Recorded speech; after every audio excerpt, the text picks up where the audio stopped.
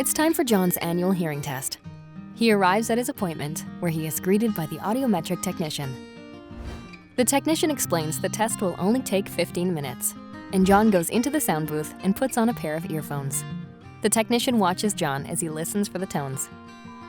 John raises his left hand when he can hear the tone in his left ear, and his right hand when he hears the tone in his right ear. When the audiometer delivers a high-pitched tone, John does not respond. When the test is over, the technician asks John to look at his results together. He explains that the assessment is called an audiogram, which shows how loud a tone needs to be for John to hear it at different pitches and frequencies. John's hearing is normal for low-pitched sounds, but he has trouble hearing higher-pitched sounds.